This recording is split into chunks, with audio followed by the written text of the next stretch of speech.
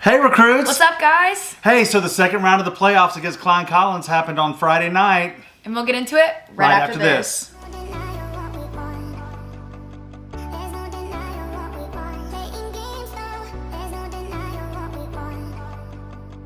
Thank you so much, guys, for tuning in. Man, do we have an awesome show for you today.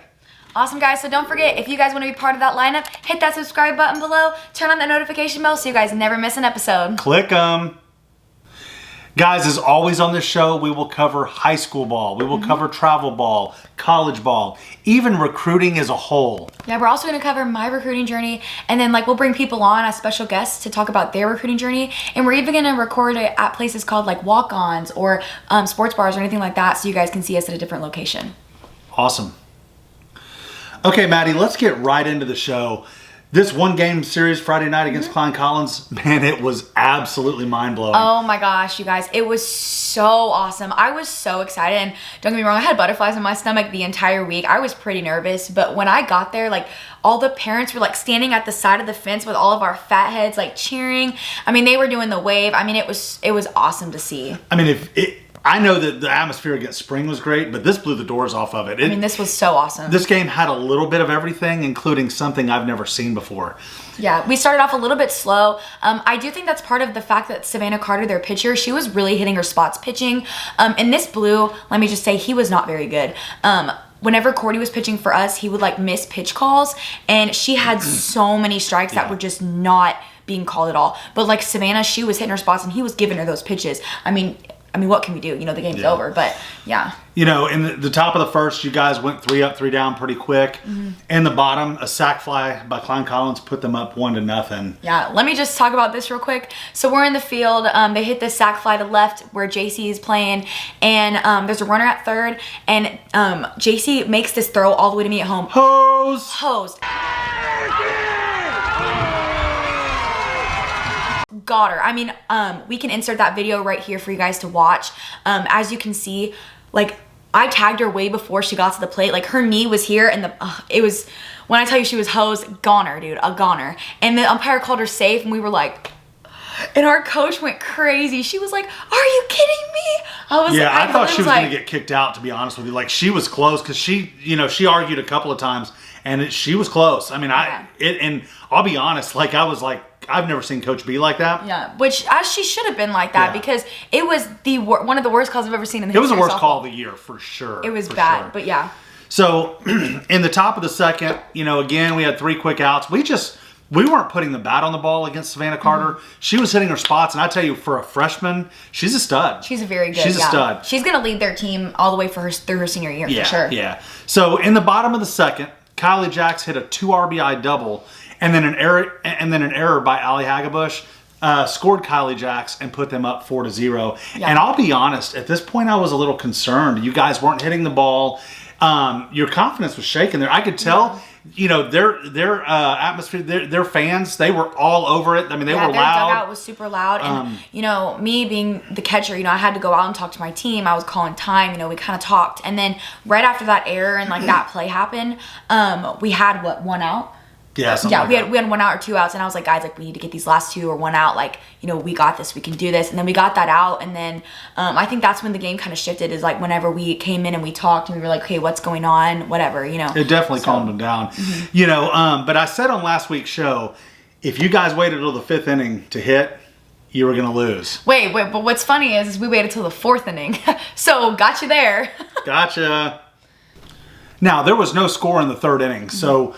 But some interesting things happened that I believe changed the entire game in your guys' favor, for sure. I definitely agree. Yeah. So their last batter of their lineup was at bat. She had 2 strikes, and then their leadoff batter of their whole lineup was next up. We had 2 outs in that inning. So I noticed that the girl's foot, the batter's foot, was outside the box when she made contact on the foul ball. I mean, it was every time. She would step out every single time. It was very noticeable. And so was the leadoff batter. And I was whispering to the umpire, hey, can you watch your foot for me? And he was like, oh, sure, I got you. And so I was like, okay. And I was making sure the umpire knew too from the stands. Now the issue was, I told the umpire, I said, hey, Blue, I said, this girl's out of the box and so is the next batter. And I noticed that the next batter in the on-deck circle looked directly at me. And she kept looking at me. And then she turned around into the stands and said something to, I guess, her parent, her mom, or something. I don't know. Doesn't matter.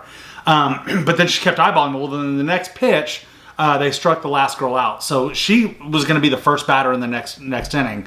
So this is when it got really interesting, guys. So hold on. All right, so in the top of the fourth, Savannah Carter, their pitcher, she walked 3 batters in a row. We had bases loaded. Savannah came up, hit an RBI single, and then Gabby also came up and hit another RBI single, and then JC Meade hit a 2 RBI single, making it a tie ball game going into the bottom of the inning. And then we got 3 outs. We should have gotten more runs in that inning because we had the bases loaded for a while with no outs. Yeah. So that was kind of disappointing, but you tied the ball game, and that was huge. Crazy, yeah. Now, this is where it got crazy. The leadoff batter, which is at the top of their lineup, she came up in the bottom of the half of the inning and led off. She was eyeballing me the whole way to the batter's box, the whole way. The first pitch, she fouled off, and I yelled to the umpire, "Blue, she's out of the box."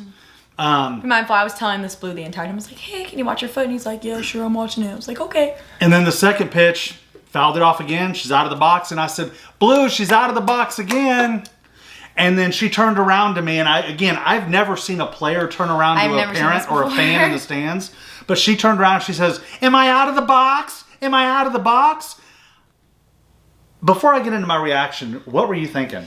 I just was like, and I just Did you know she was talking to me? No, I didn't know who she was talking to because a lot of people thought it was like not you. Like a lot of people in their stands and a lot of people on our team thought it was like the guy who was sitting above you. Oh. And so I just was like, who is she yelling at? And I was like, oh God, like what is going on? And then she's still like screaming and I'm like, bro, just get in the box and hit the ball. I don't know what you want. Like, what is that gonna do? Yeah, it was crazy. Like I have never experienced that before in my life. I mean, this is the age where girls showcase and you're in front of college coaches all the time with your travel team.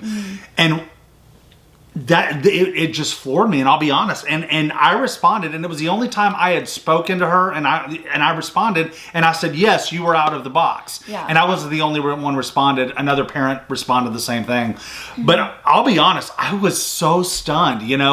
I've never seen that before, and just so you know, it didn't end there either.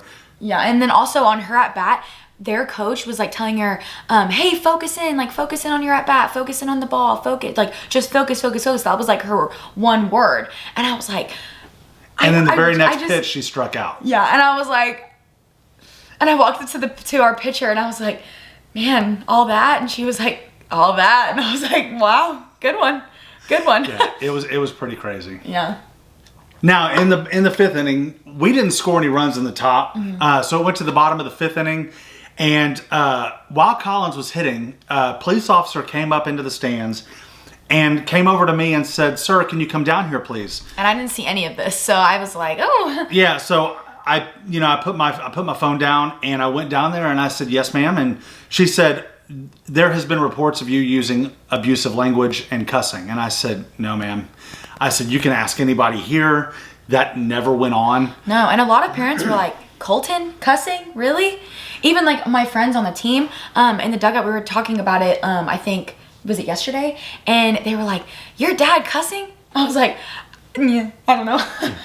Well, I mean, to say I've never cussed before would be a lie. Yeah. But like at a game, at a player, no. Yeah, no way. And I told her, I said, "Ma'am," I said, "I would never use that kind of language in front of student athletes or kids, period." I said, "There's kids in the stands. Why would I do that?"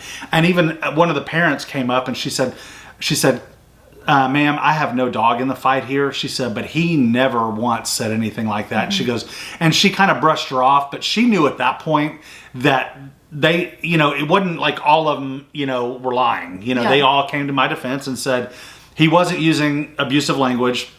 All he said was and I explained to her, I said, "Ma'am, this is what happened." I said, "I was, yelling at the Blue in a respectful way. Blue, she's out of the box." And I said it a couple of times. And then she yelled at me from the field. And I did not address her until she addressed me. No, it's like he never like directly spoke to her. Like it wasn't like, oh, like your foot's out of the box. Like, hey, so-and-so, your foot's out of the box. It was like, no, hey, Blue. Like it wasn't towards her. So, and then, but whenever she spoke to him, he was like, well, now I can speak to you, right? Because she spoke to him first. So it wasn't like he spoke to her first. So, and one thing I forgot to mention is I was walking down to the police officers. I noticed from the Collins dugout, they all waved at me and said, bye. And my thing is, being an athlete, why are you worried? And again, I know that was the deal, but why are you worried about what's going on outside of the fence? You need to be worried about what's going on inside of the fence. And it was a tie ball game. Yeah. It's not like they were ahead by 8 or 9 runs or down by 8 or 9 runs. It was a tie ball game, and I'll be honest with you, it changed the entire game, and it cost them because they were more worried about me than they were about hitting the ball and whatever else. Well, okay, so in the top of the 6, we scored 3 runs with a huge RBI double by Avery. And let's just say she's been pretty hot these playoff series. And then a 2 RBI double by Kate, making it 7-4. Let's talk about Avery Pemberton for a second. I can make the case she's your most valuable hitter in these playoffs. What would you say? I would agree for 100%. She has had a lot of clutch hits, a lot of even just singles in general. Like she's been kind of that person to start off the rally and just keep it going. So I'm really proud of her that she's really been coming through. Yeah, she has. And she's only a sophomore. Yeah, and it seems like every time we need a clutch hit, here comes Avery. Here comes Avery. And it happened the whole spring series. It carried over into the Collins series. I want to see it carry over into the Bridgeland series. Absolutely. And I don't want to, jinx her or whatever, but like I think that she is going to do great things. I do too. Also, and then so Klein Collins did not score in the bottom. And then I've seen plenty of leads. Like, I mean, it was only 7-4 lead. So, we had to make sure we were on our A game because we did not have, the room to make any errors or anything like that. So, I've always seen leads get taken away. But I mean, we kept our foot on that gas for sure. Yeah, a 3-run lead, as we all know in softball, is nothing. And so for me, I was still kind of on the edge of my seat, twiddling my thumbs and a little nervous because I know Klein Collins, when they get hot, like Savannah Carter can smash, they can all hit the ball. And so I knew that 3 runs was nothing. Yeah, absolutely. In the top of the 7th, man, we poured it on, Oh my gosh, yes. Haley Pear came up to bat with the bases loaded. And bless her heart, there's been times this season she has struggled a little bit. But she didn't in this at bat. She had a hard line drive shot to the left fielder. Should have been a single, scoring a run because she was in.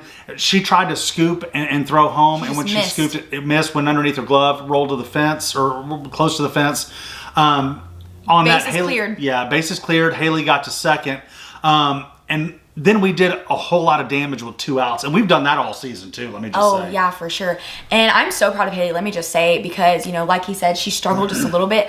But this hit was so clutch. Like, yeah, we were up, by a little bit, but I think we were up by 9 at that point. Yeah, but I'm sorry, we were up 9. We were up 9 to 4. 9 to 4, yes, we were up by 5. Yeah. Which is still, like I said, in softball, it's a little, we need some more runs. And so Haley, she just ripped this ball. I was so proud of her. I was screaming in the dugout like, yeah. Yeah. So. Yeah. So because at that point, it was 7-4, and so, and for me, my thing was we just need 2 more runs because I never want it to be where one swing can either tie or beat you. Oh yeah. And especially with somebody like Savannah Carter, that can happen. So I wanted to make sure I was like, oh, please just get a couple more runs. And then when Haley hit that, I was like, yes. So, and I'll be honest, at this point, once it was 15-4, I was way more comfortable going into the bottom of that inning. Yeah. You could see it when that girl made that error in left field. You could see their faces; they were done. Everyone was just like, ugh. Yeah. And they were on their 3rd pitcher at this point. They had pulled Savannah Carter. They had pulled. I don't really know her name, but she's tall and she has brown hair. She's really nice. Yeah. They pulled her. No, Lorelei was 3rd pitcher. Okay. They pulled their 2nd one because she walked 3 batters also. And then Lorelei came in and she actually pitched well. She did pretty well. Yeah, she actually pitched very well. But she was their 3rd pitcher. At this point, they lost hope. And then you can just see their center fielder every single time someone made an error, every single time the pitcher walked a batter, anytime someone made a mistake or anything like that, she would throw her hands up or she would throw her glove on the ground. They were just done. Yeah. And so in that inning, we had a 3-up, 3-down inning. And right now, we're going to show you the last play of the game.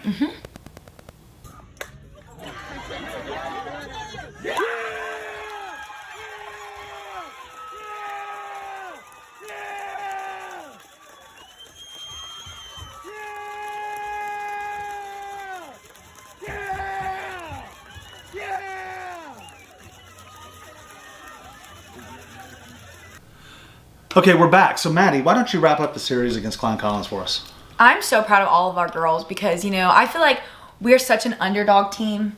Coming out from last season where our record was... We struggled. We struggled last season. Yeah, it was it was a rough. shortened season, so... It was a little rough, but coming out of this season with, 5-5 in districts and just really pushing ourselves in playoffs. I mean, I'm just so proud of all of us. I've said that like 100 times now, but I'm just so happy that we won that game and that we feel our confidence. I mean, our confidence is through the roof right now. So, Bridget, here we come.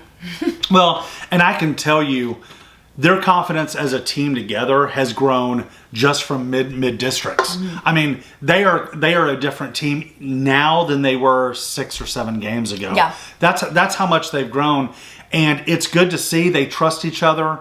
And it's fun to watch. It really is. It really is. It's fun to play with them. When one of them strike out, they don't get down. Or they may have a rough inning at the plate, but they don't ever get down. So it's really fun to watch, and I'm really looking forward to that carrying over into the Bridgeland series.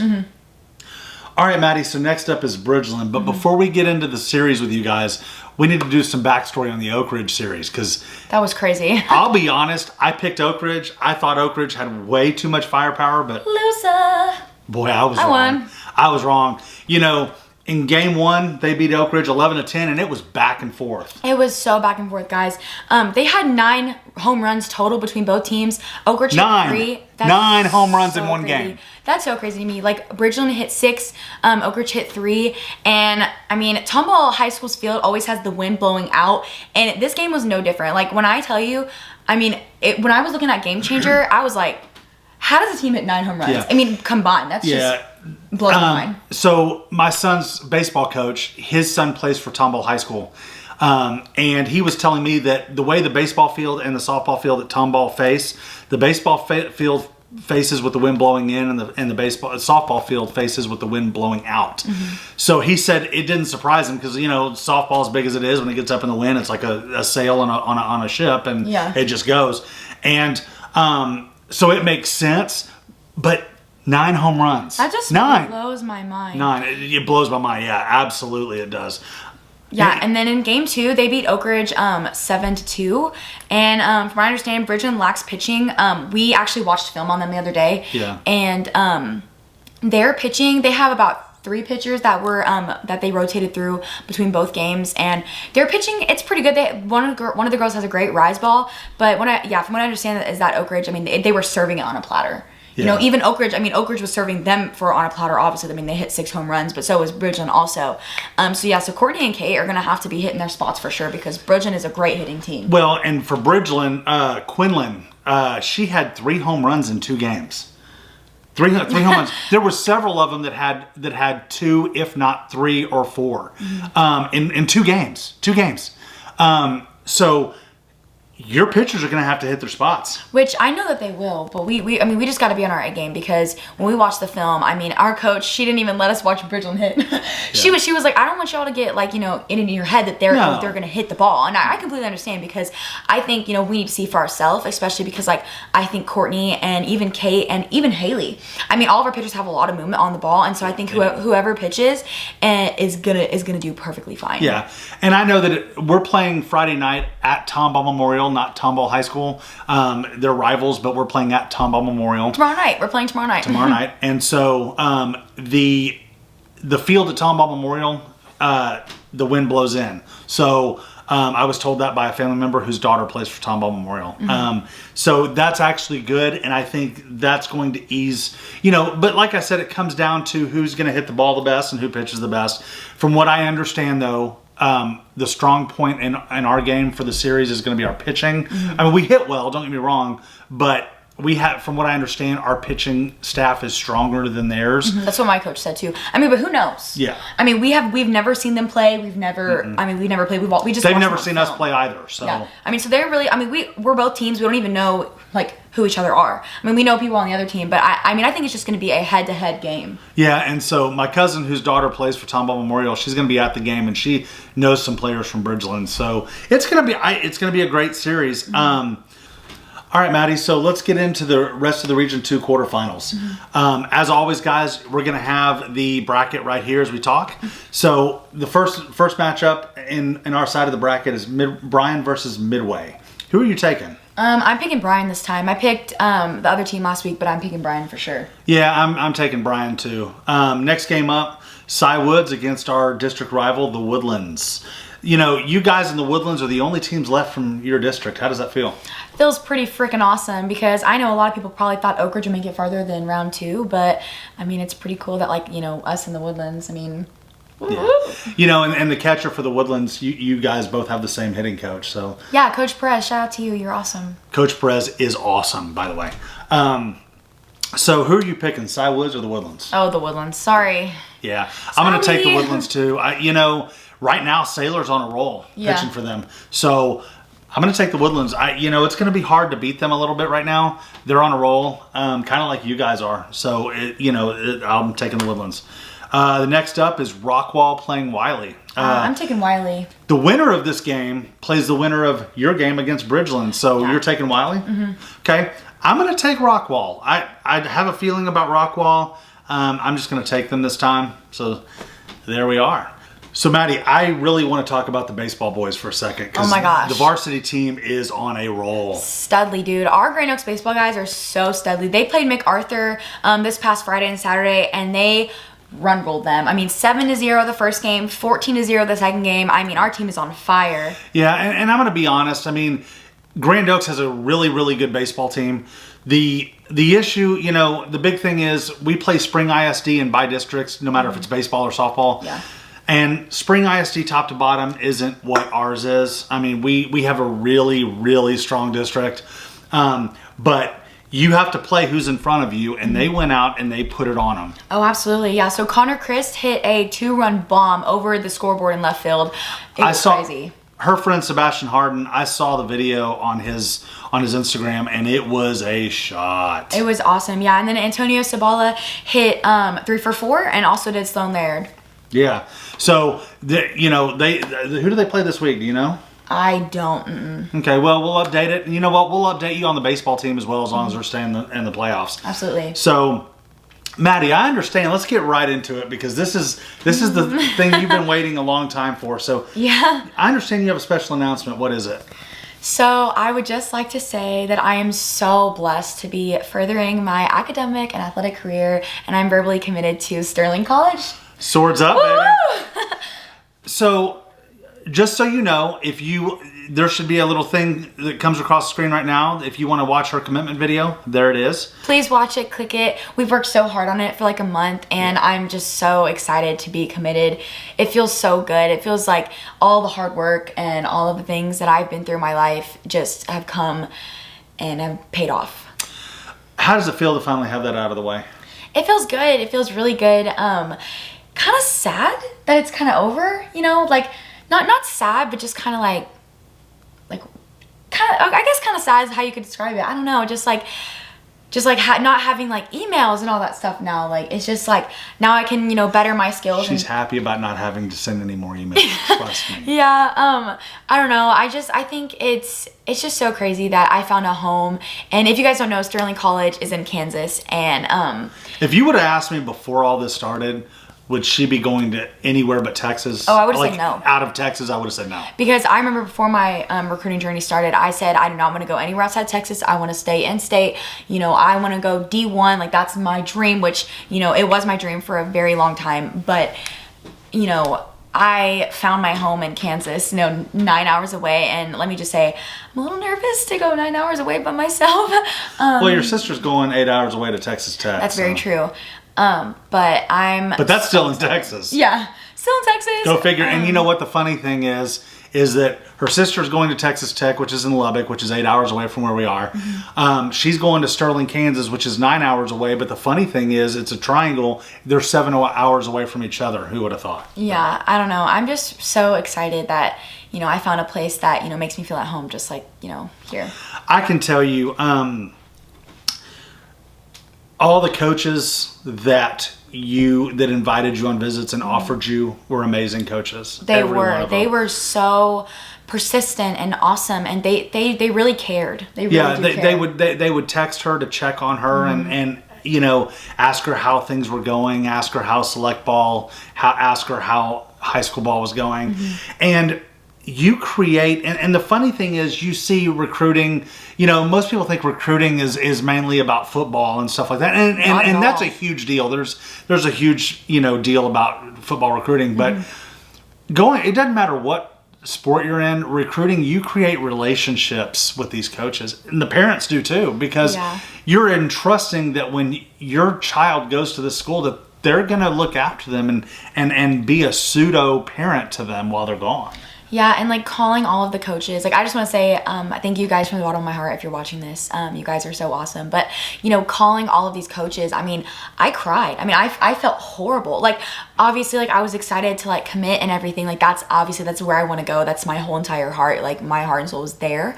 But like, because I built individual relationships with all of these coaches, like, I mean, I was like sad to like, you know. I cried too, not gonna lie. You know, there was one school that, you know, for me, there was one school that she called that for me was a tough one because I really, really liked that coach. And even though like the school she decided to go to, Coach Stoltz, you're amazing if you're watching this. You're so awesome. You know, she's home. But still, as a parent, you meet a couple, and you know, as a parent, you're going to have your times when you're going through the recruiting process where you're like, man, you know, I really like this coach. And then you meet another one, man, I really like this coach. And it's hard. And what blew my mind is when she called one of the coaches and the coach said on the phone, well, I appreciate you calling. That shows a lot of maturity because most kids just text. They just text. I literally was like, are you serious? And she was like, yeah. I shut my eyes and I couldn't even believe it because these coaches and parents here's a tip for you.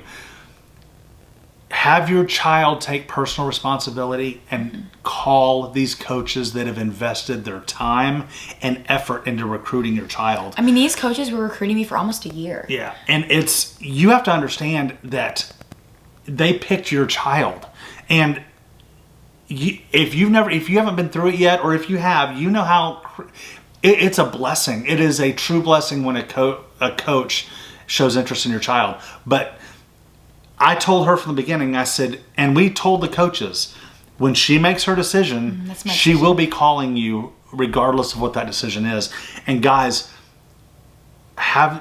make sure your kids have that responsibility built into them so that and because the coaches need to feel respected. And I'm sorry a text is disrespectful. Sorry. Yeah, I mean, I say from, you know, a player's point of view, you know, because you never know what's going to happen, because keeping that relationship good, keeping that relationship with that coach. I mean, obviously you're not going to their school, but what if something happens where you have to stay in Texas or where you have to stay in your state and you need that relationship. You have to transfer, and you never know what could happen. You never know. Which right now I will never be transferring from Sterling. Like that's my home. But I mean, God has plans for everyone. I mean, you just don't know. So what I was talking to one of the coaches about, and she said the same thing. You know, I'm always here. Like I'm always here. Like if you need something, if you know, keep this relationship. And I said absolutely. Yeah, because again, you never know what can happen. And the second thing is, the relationships you build with these coaches goes beyond the field and beyond the process. They're mentors to you. Yeah. I mean, Coach Stoltz was such a mentor to me. I was having a very hard time picking between two schools, and I called her and I was like, listen, I know like your school is on my list, and I'm deciding between you and another school, and I need help because she believes in God, and she is such an amazing person and a mentor. And I was like, I need advice. And she just told me, and she was like, I'm not biased. She was like, obviously I want you here, but this is my advice to you. She was like, fast for 3 days, fast whatever you want, pray and pray and pray. And that's exactly what I did, and I committed to Sterling. And I don't know, and I know that she could have called any of those 6 coaches, and or the other 5 coaches, and they would have given her the same advice. The thing is that I don't know many coaches. I of course I only met 6, but those coaches are good people, and for her to give her advice, she could have not have picked Sterling, and she could have picked, you know, San Jack or Heston or wherever, but she still gave her advice as a friend and as a mentor first, and that's huge. And those are the relationships when you call a coach to say you're not coming to their school, and they still say, you know what, I still want to stay in contact with you. That means a lot. That means a lot as a parent, and I know that means a lot to you. Absolutely. Yeah. So, did you think this experience, when this experience started, did you think you would be committed as a junior? Well, sort of yes and no. Just because of COVID, like I didn't know what was going to happen. I mean, D1 was shut down. Remember, that was my dream, like I said, for the longest time. And I kind of had to take a step back, look at reality, where I was as a player, how I was playing and things like that. And I really had to take a step and say, okay, like D1 is not going to happen for me. And well, I mean, the thing is, you could have gone JUCO and tried to go that route, but that's just not for me. Well, and parents, here's another tip. Your child is not defined by what division they go. Oh, absolutely. College is college. I'm sorry. Yeah. College softball is college softball. Every division to me is D1. Like, because in every division you have amazing players. That's right. If you get a college scholarship, you are amazing. Like, it doesn't matter for what sport, anything. If you're going to college for a sport, I mean, automatically you're just like amazing to me. I mean, I don't know about other people, but that's just crazy. College softball is college softball no matter what division you go. And that's why I'm excited to show off Sterling, because I feel like D1 is everything, and the other divisions don't get as much like hype, and so I feel like I'm just so excited to like put Sterling out there and show other people that it is just as good and it is amazing as everyone. I want everyone to know. And I believe at Sterling, Coach Stoltz is going to get this. Oh my gosh, the program is going to be so awesome there. The program has struggled for a while, and she's a new coach. Last year was her first season, but because of COVID, she didn't really get the season. So this was her first season, and she's changing the culture there. And I know that when you go there, I know that it's going to get better and better every year. And what's crazy too is that with Grand Oaks, this our team was new, and so going to Sterling, the team is kind of new. And so I get to build up. That's actually a pretty good deal. Yeah. I also get to like build up the program. I got to build up the program at Grand Oaks, and then going to college, I'll get to like build up the program, I guess, too. So that'll be really cool. Yeah. All right, Maddie. So let's try to cover some other notable games in the playoffs that we've got. So your Illusions teammates, the Simmons Twins, they're playing Cy Creek this weekend. They're kicking everyone's butt. They're doing very good. I'm very proud of them. Yeah, they're pretty good. Your old teammate Peyton Watson and the Katy Tigers, they're playing Fort Bend Travis this weekend. They're steadily. My pick for that is Katy Tigers. They're very good. Katy's got a good squad, and they really do. They could go to state. They could. Absolutely. Also, too, I really want to touch on Lake Creek and 5A. Oh yeah, let's touch on Lake Creek. They're so good. They're 36-0 right now, and Think about that. 36 games and 36 no losses. wins. I mean, no losses. They've had one run scored on them all season. And I will say this about Lake Creek. They would be doing this in 6A. Oh, absolutely. Their pitcher, Emily Kennedy, she pitches like 70 miles an hour. She's so good. She's committed to Texas A&M.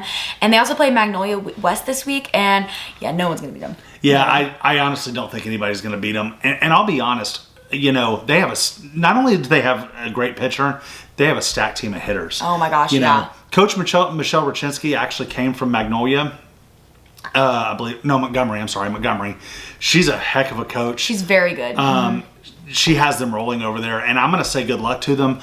I'll be honest. I want to see them in 5A go undefeated all the way to state and win state. They will. I'm sorry, but they probably will. I want to see them do it because that's one heck of an accomplishment. Imagine being on that team. 36, and I just can't even fathom 36 wins and no losses. I don't care what kind of pitcher you have. I don't care what kind of hitters you've got, because you have to play both sides of the ball. I mean, and that means they've been rolling. Yeah, they've got both sides. So I hope they do it. Me too. Absolutely. I honestly do. I think it would be a cool accomplishment.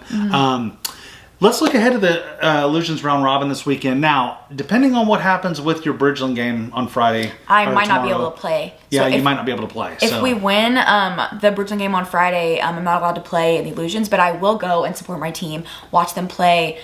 Do we have 3 games? Have 3 games. It's an Illusions round robin. It's just against other Illusions teams. Just to get us back into the groove of summer ball. Well, and I think there's 4 or 5 coaches there this weekend. I think that's awesome. So the kids that are uncommitted, they will be able to get seen or start getting seen. So that'll be good for them. Other than that, let's talk about next week's show. We're going to recap the quarterfinals. Hopefully it's a win against Bridgeland. I'm praying for that win, guys. Stay tuned because I think it's going to be an awesome game. I agree. Then we're going to look ahead to the Illusion Showcase at Collins Park in 2 weeks. We're also going to talk about the Austin round robin that we just covered. And then we're also going to talk about that baseball boys game for round 2 of the playoffs. Yeah, I cannot wait to hear how they did. It's going to be really fun. Alrighty, guys. And that's it. And I think that's ball game. Bye. Bye.